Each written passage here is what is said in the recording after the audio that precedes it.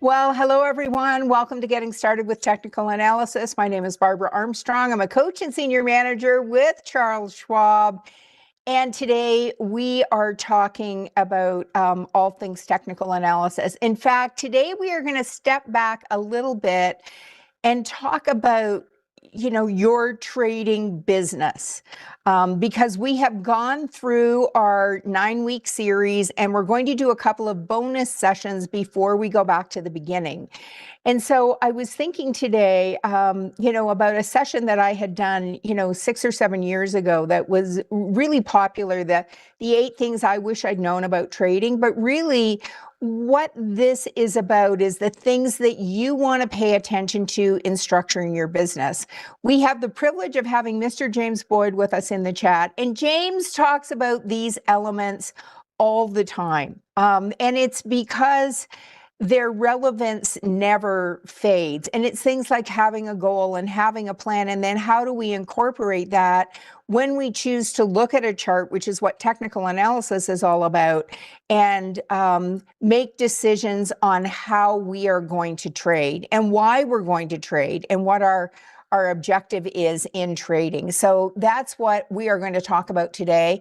If you are not following me in the land of X, and James as well, you're missing out, my friends. My handle at Barb Armstrong CS. James is at James Boyd CS. We're posting content there on the daily that we think you'll find helpful and informative. So it's another free resource for you to take advantage of.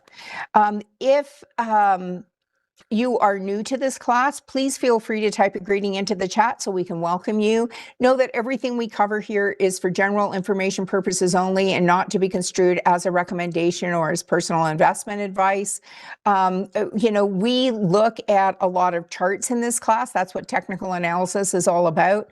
And those charts are on the thinkorswim desktop platform. There are some nuances and differences between paperMoney and a live account, and we'll discuss those, as they become relevant in our discussions. So what I'm going to bring up first is actually a Word document. And when we're looking at treating our trading like a business, and if you want to treat it like a hobby, you can, or as something like that you look at once or twice a year. I mean, you have the ability to do that. But if you want to be actively involved in managing your investments and you want to be an active trader, it's important to have a goal. And often, our goal can look like different things. It may be, I like to say, to protect our giant heap.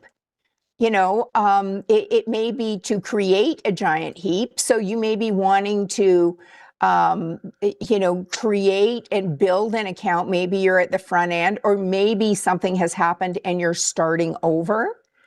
And so, that's a possibility also.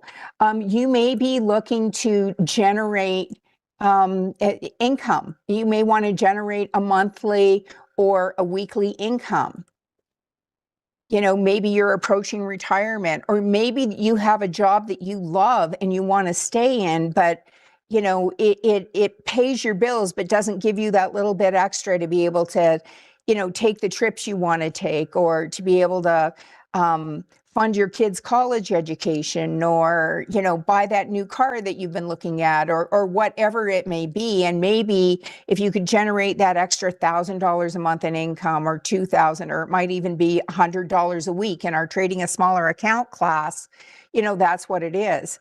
And then is your goal, is it specific and is it measurable? And do you believe you can really do it? Like in our trading a smaller account, our goal is to generate $100 to $200 a week. And we started with $25,000. And so, at $100 a week, that translates into a 20% return a year.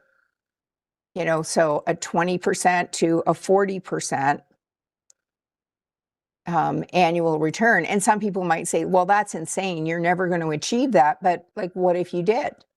That can be your goal, your goal might be, to beat the benchmark. And that benchmark can change every year. Now, over the last 30 years, the S&P 500's average return has been somewhere around 10.5, 10.7%. The NASDAQ around 13. So you could pick a benchmark like the S&P or the NASDAQ 100, and say, hey, if I'm beating that, then I'm outperforming what I might achieve. Would I invest in something that just tracked the S&P or the NASDAQ? So your goals are up to you. So they can be a dollar number, they can be a percentage return. But how will you know if you're achieving your goals if you haven't set one? And then the second thing is, having a plan. And that plan can be a combination of things. You might say, I'm going to take a percentage of my portfolio and, I'm going to leave that for someone else to manage, or I'm going to take a percentage of that and invest it in things that track and index like the S&P or the NASDAQ, or maybe the European markets or emerging markets. And if you want to know more about that, James and Kevin Horner do a class on Friday mornings at the Market Open that discusses ETFs that track all kinds of different things. And so you may want to tune into that. You have to attend live. It's at 9:30 Eastern on Friday mornings. And a lot of people, hate to miss that one because there's just a lot of valuable content. And so, do you have a plan, and is it specific? And as part of that plan, do you have rules or trading plans? So if you're going to invest in dividend stocks, do you have a trading plan that is specific to that? If you're going to trade long call verticals, which is an option strategy, do you have a recipe? Do you have a plan? And I have created a bunch of example trading plans. So has James. I have put mine in a folder called the Trade Management Mini Sessions. And so it's just a trading plan example, and it includes what to trade, when to trade, how much to trade, when to exit, whether the trade goes for you or against you, and then how to manage your routines. And so somebody asked me, in the trading a smaller account class, we had placed a trade on MCHP, and it is a 1 ATR trade that comes with a very specific trading plan. So Priya, if I'm not going to go over that trading class specifically, but if at the end of the trading day yesterday, you had adjusted your exit to 50 cents above the high of that day, you would be out of that trade. You would have been bounced out of that trade. It would have hit your exit. Or if you put that trade on now, you'll still be in it. But if it goes up to 65.40, you would be out of that trade. So do you have a plan, and do you know the routines that pertain to that plan? And so, some will say, do you have a specific trading plan for each strategy that you trade? And even within the world of stocks, you can have a trend trading growth stock, and you might manage your exits on that differently than a dividend stock, or you might look at your entries differently. Okay. And so somebody's asking, where you can find those plans. Now, James did a whole series of webcasts that included his trading plans. The ones that I've created, I have put in an evergreen folder. So if you haven't subscribed to the Trader Talks webcast series from Schwab Coaching on YouTube, you can hit that button in the bottom right corner. It's free to subscribe. It's another free resource. You'll want to come to playlists. And then when you come down, you're looking for the Trade Management Mini Sessions. Oops. Sorry. So when we come to, sorry, I hit the wrong button there. When we view the full playlist, you can see I've done a whole series, that's also part of the Getting Started with Technical Analysis series. They're just snippets, kind of 2 to 6 minutes on different candlestick patterns. And I think there's 13 in that series so far. But here are the example trading plans. So we're going to do an example of a long call vertical in class today. We're also going to do an example, a stock trade, and I don't have a swing trading plan in here yet, but if you keep checking back, I will continue to add example trading plans to this. Okay, so do you have a plan? Okay, because that's an important component to it. So let's go and look at an example, because I wanted to place a couple of example trades kind of as we go through this that kind of fit with what we're talking about. But if we were to come and look at Mickey D's, so been around for a very long time, since 1940. And when we look at McDonald's recently, we have this diagonal resistance breakout. It's up a modest 5% year to date. But if we compare that, if you want to say the S&P is your benchmark, well, year to date, the S&P is down almost 3%. So, McDonald's would be outperforming the benchmark. But what we see here is a diagonal resistance breakout. And if you say, well, okay, I see this breakout, what do the analysts think? Because I think that if this is now 3 days on the other side of this line, maybe there's some potential for it to go up at least as high as this previous high. And so we see that Tigris adjusted their price target to 385. It's currently trading at 327. Key Bank to 354. TD Cowen to 330, which is kind of at the low end of what we're seeing. JP Morgan 325.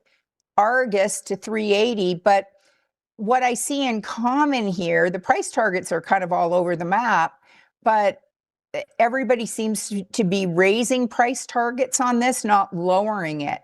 So if we looked at this and we said, well, you know what?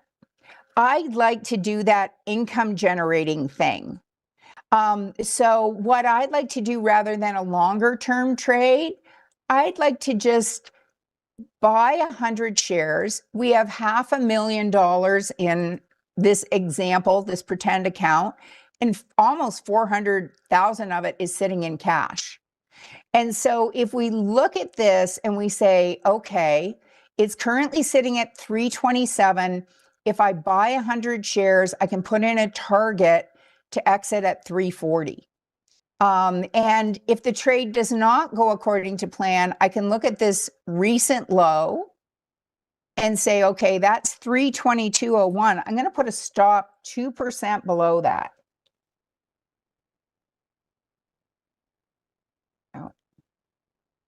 I'm just doing this on my calculator to make it a little faster. So we're going to put our stop at 315.56. So if we say, well, with a $500,000 account, we can afford to do 100, shares of stock. If you're saying, well, I don't want any one position to be more than, 5% of my account value, then you'd say, well, that's a $25,000 position. So if I took 25,000 and I divided that by 328, I could buy 76 shares. There's nothing saying we have to buy 100 shares. So if we come to our trade tab, we can right click and say we want to buy custom with an OCO bracket. And where are we putting our target? At 340. So we're going to put our target here at 340.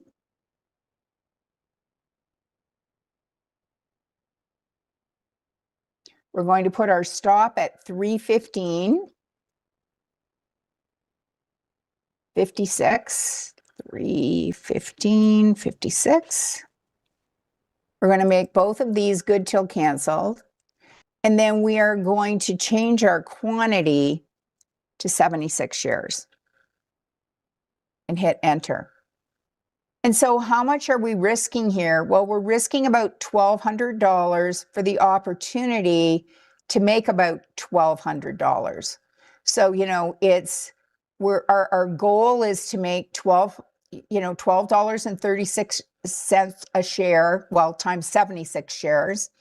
And how much are we risking? $12.08 a share. So it's a 1-to-1 risk reward ratio. Now, if McDonald's gapped up, it could gap past this and we could end up out with a higher profit. It could also gap down and we could end up with a bigger loss. So yeah, so Shiva is asking if I can create a swing trading plan. Absolutely. And you could do this with stock. You could also do this by buying a long call, or if you're bearish, you could do this by buying a put. So we're going to put this in our stock with target bucket. Okay, and we're going to put a note in here, and this is just for us to see that this is a swing trade. And if our goal was to make an extra $1,000 a month, this one trade, if it goes according to plan, could work out. Yeah, so somebody's asking if that candle is a shooting star. It could be. It's typically interpreted. You could look at this if we're looking at, we had a pretty strong support level on McDonald's here around this 325 level, because it kind of flirted with this 325-ish level for several days here, came up, hit that new high, came down, flirted with this range around 325 again.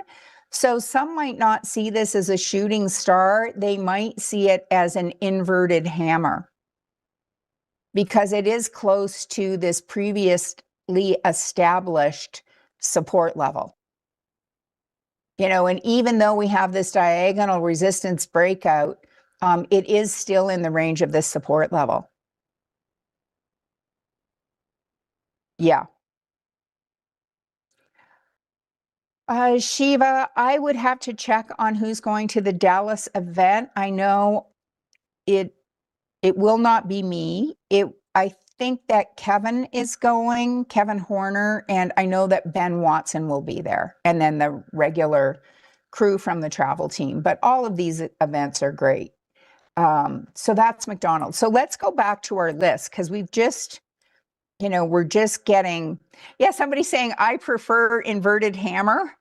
Yeah, me too. But, I don't want to say I'm a perma bull. I'm a perma take advantage of, whatever the market is offering us, right? So you want to have a specific trading plan for each strategy that you have. And it's kind of have a plan and then trade your plan. And know that, the details matter.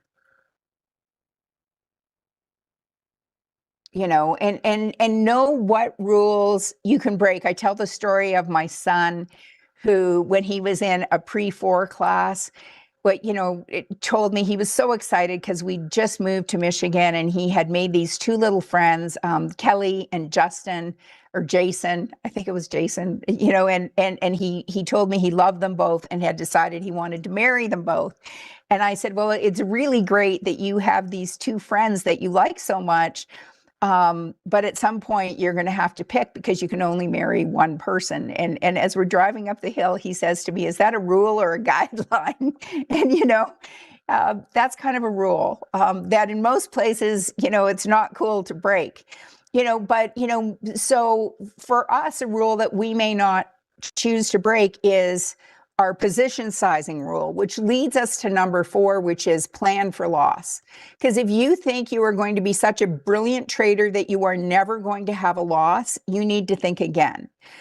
So this is position sizing, and this may be one rule that we don't break. So in our trading a smaller account, our goal, we don't want to risk more than $500 on any one position.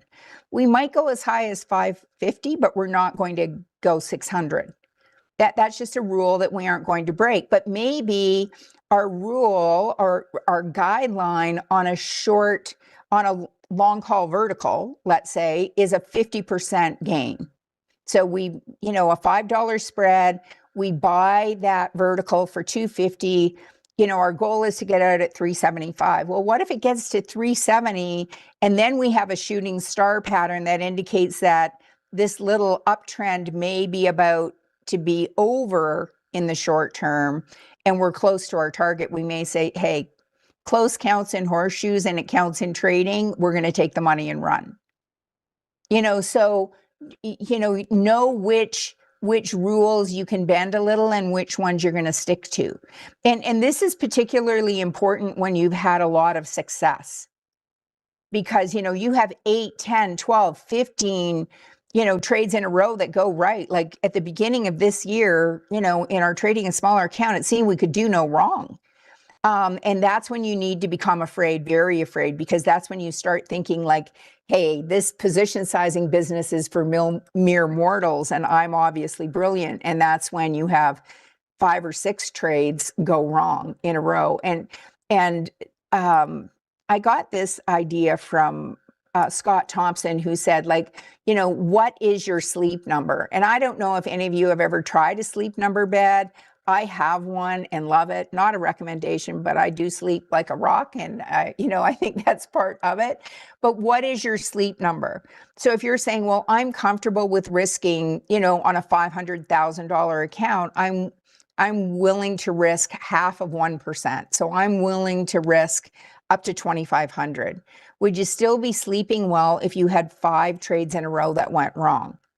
If not, then your sleep number isn't right. Maybe you need to make it 2,000 or 1,500.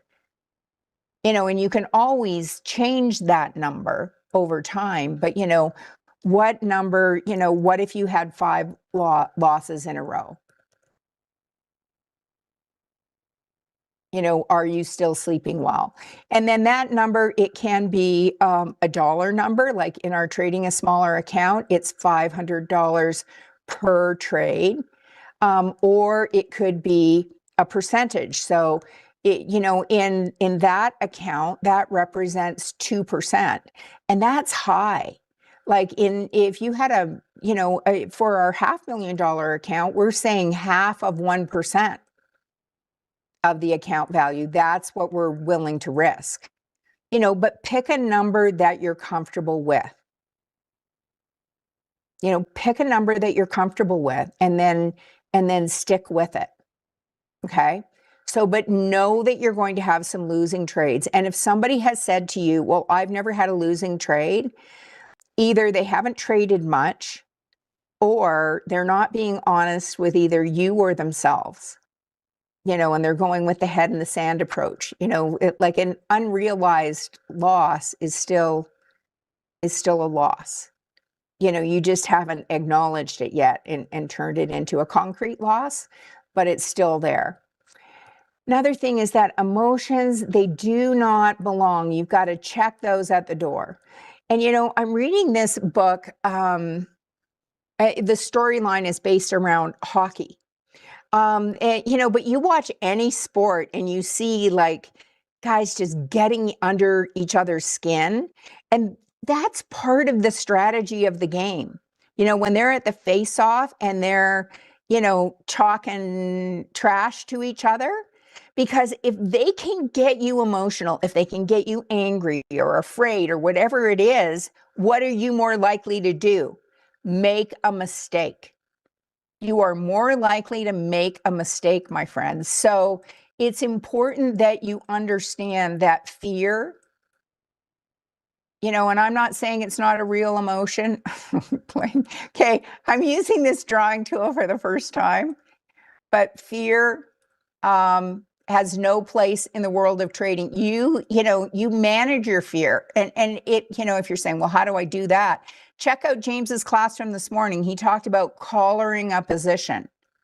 It's like, yeah, this looks bullish, but we could be wrong. You never know what could happen in the market. It's a very, it's an interesting time that we're in where a single tweet can sway the market. Hope is not a trading strategy. FOMO, fear of missing out, not a trading strategy. And you may say, like, who trades based on hope? Has anybody had a stock that went down and then you start hoping it will go back up? Yeah. Yeah, I have. And this is like part of being human. Or how about love? You're saying, hey, when is love ever a bad thing? Oh, I love all Apple products. I love this company. Like, I'm just saying this. I do happen to be a fan of Apple, not a recommendation. But, and love can be blind. And it's like, you know what? You can love that company, but if the stock is downtrending and continuing to downtrend, you can be applauding them from the sidelines. And, unless you are comfortable with options and trading to the downside. Yeah. Yeah, just because you love a company doesn't mean that it belongs in your portfolio at a certain period of time. Okay? So you got to keep the emotions out of it and realize that emotions can be weaponized. And it's done in sport for a reason.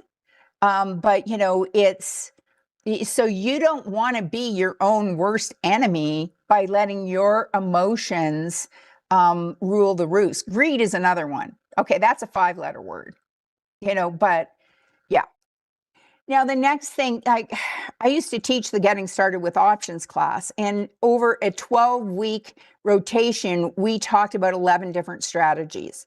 And, when I first came into the world of trading back in 2011, I did a Getting Started with Options course.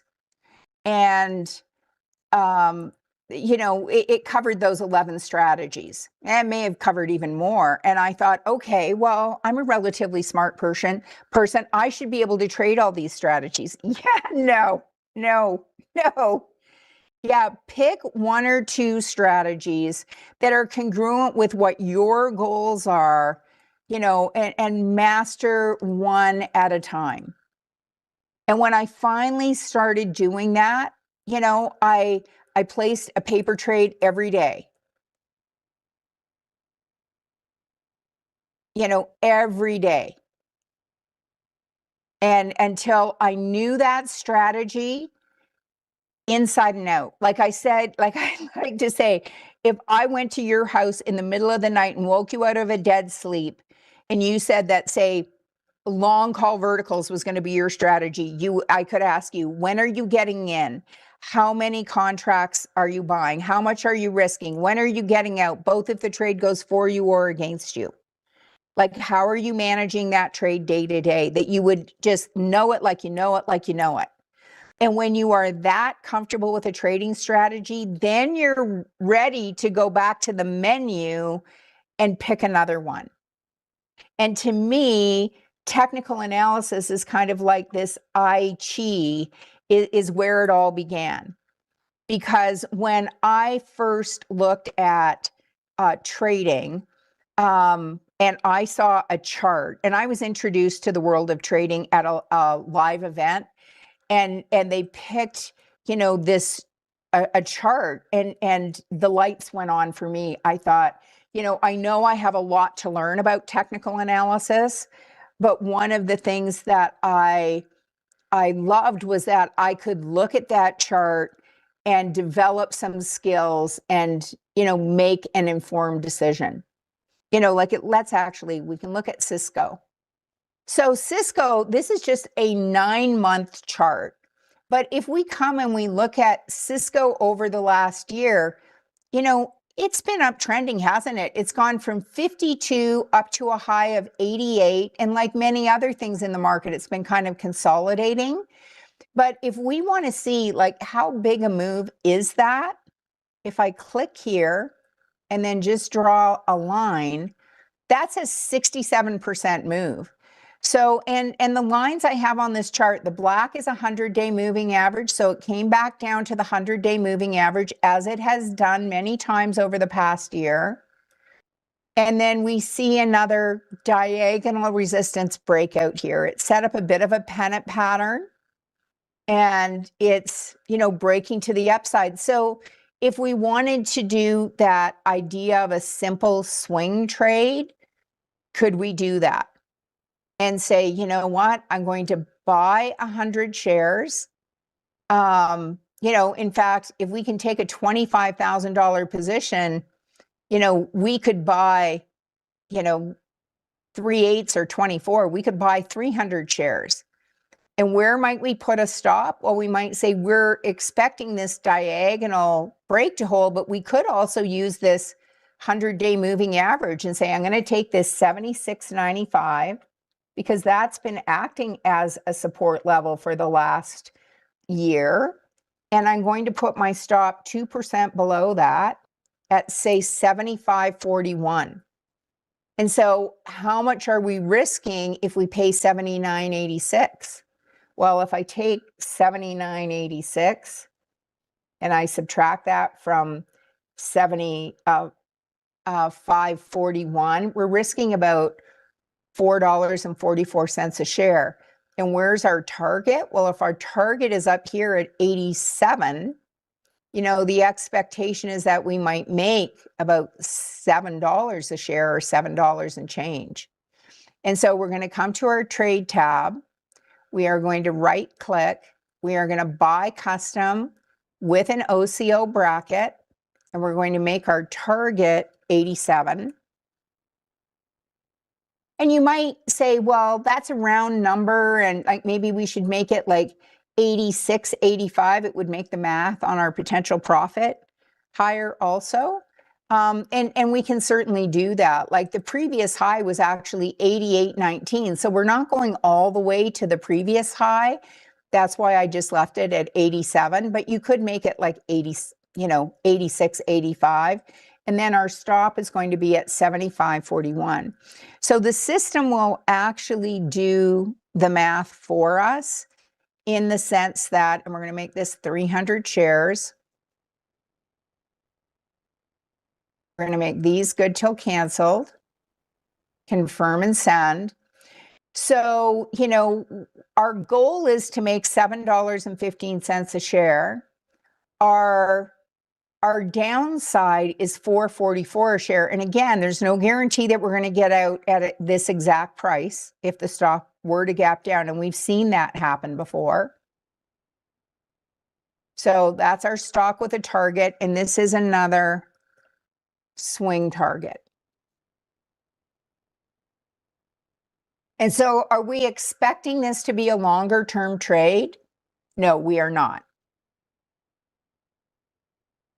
And why am I saying that? Well, it took us, a bit of time to get to this breakout, but, the last time it moved from the 100-day moving average to that high, it took a couple of weeks. So we're saying, we could be in this trade longer, but the expectation is that we might be out of this trade in, 2 or 3 weeks. Now we could end up, stopped out. And somebody saying, couldn't there be some resistance around 80? Absolutely. So this is going to be a line that we want to watch, because it kind of came up, it's been kind of trading in this range, and it came up to 80 and came back again. So we will breathe something of a sigh of relief, to see it come back above that 80 line, because it's been kind of consolidating and hugging our 100-day moving average. Okay, but one thing about buying a stock is that you have more time, and you don't have to worry about the time decay issue that you have to worry about if you're, say, buying a call. So let's come back to my Word document. Now we'll look at another strategy, but I thought I want to make sure that we get through all of these. just bring this back up. So, we're going to pick and master one strategy at a time. So it looks like today our strategy is a swing trade strategy with stocks. And then we're going to, oops.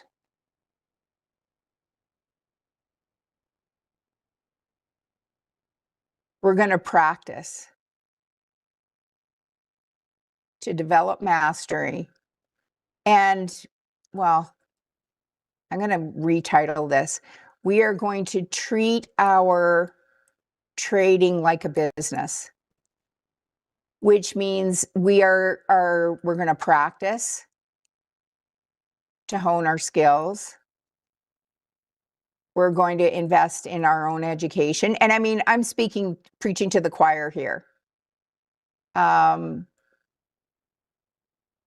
education, and that doesn't necessarily have to be money, but it does require time, right? And if you go to a live event, I know a lot of people go to in-person events and they will travel to do so. And they'll, even though the events are free to attend, they'll book a hotel so that they can stay close to the venue and all of that good stuff. But, and they're going to have a plan and trade their plan. And then they're going to be consistent and they're going to be disciplined. It's not like, I don't feel like it today. Well, do you have short-term trades on where there are stops that is part of your rule base? There's something that needs to happen, then, you don't just do it when you feel like it. You do it when your rules and your trading plans tell you you should. And then I think recognize, okay, I was going to say don't be greedy, but just remember that, the last point I want to drill home, that base hits can be a beautiful thing. Little wins. Don't be greedy.